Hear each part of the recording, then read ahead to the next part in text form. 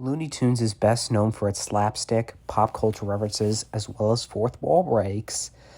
What if I told you, however, that there was a version of the Looney Tunes show that basically lacked most of that, yet became more memorable as the years went by? This incarnation of the franchise explored who these characters really are outside of their violent antics. If you haven't guessed already, I'm referring to 2011's The Looney Tunes Show. This version of Looney Tunes is essentially a sitcom as a cartoon.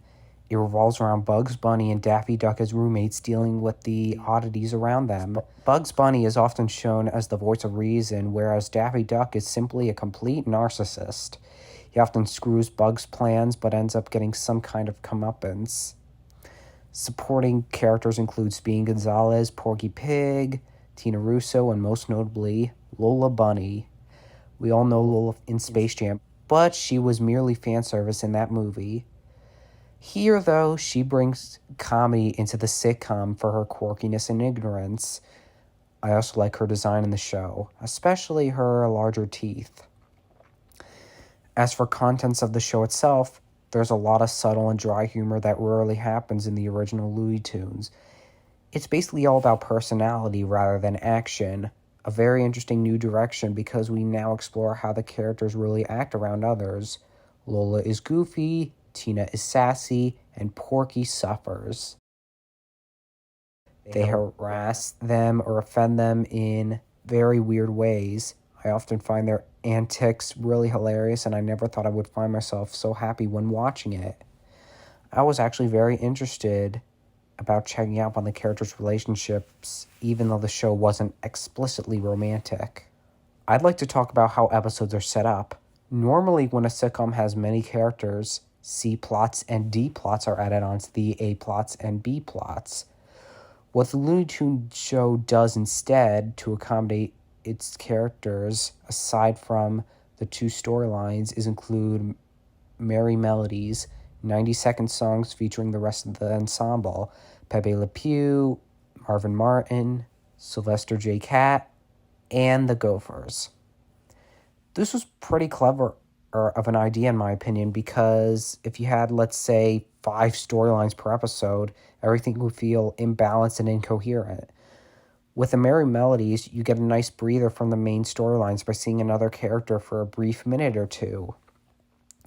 Occasionally, there will be runners in episodes with other characters to make somewhat of running gags, which is also effective.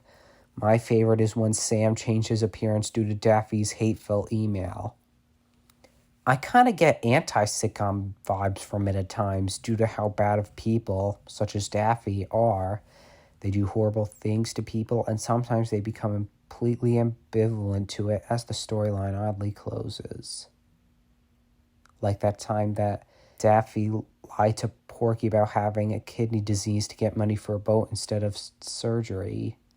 Yeah.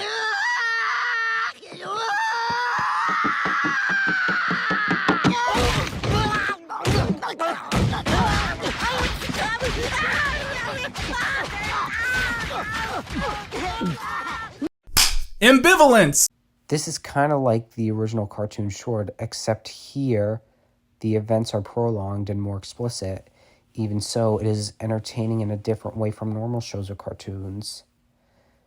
There is one episode of the Looney Tunes show that captured the style that we know it for, Casa de Calma. This cartoon includes the most essential pieces of Bugs and Daffy cartoon material. Bugs breaking the fourth wall, Daffy getting hurt in outlandish manners, Bugs driving crazy amidst it. The reason that the episode is like this is because it was the first episode that was produced for the show. Kinda. This cartoon was originally pitched for a different program called Laugh Riot, but was instead turned into the Looney Tunes show. The show aired on Cartoon Network from May 2011 to August 2013 on Tuesday nights, totaling 52 episodes over 2 seasons, which is a common standard on Cartoon Network due to scheduling reasons. 52 is the number of weeks in a year, as we've already established in a previous video. The only way that it would exceed the limit if ratings were good, and it was talked about a lot, Sadly, this was not the case as ratings declined due to the rise of streaming and the general internet. However, around 2018, the show started gaining a massive cult following thanks to YouTube. I am one of those people in that cult following, and I do not regret joining it because I'm meeting so many other people who like this show for reasons that I do. If this show had come out today, it would be a lot more successful than it was in 2011, but I see why it couldn't quite last. It did end nicely with a Super Rabbit special, though. As a kid, I thought that the Looney Tunes show was really boring because of the lack of the original elements that I knew Looney Tunes for. As an adult, though, I clearly understand what makes the show work, and I found everything really humorous. I now know exactly who they are despite all the old slapstick. I still love all the characters amidst all the chaos, and I wouldn't mind if they had made another season. Maybe one that pulls away from Bugs and Daffy. I'm glad that the show exists after all.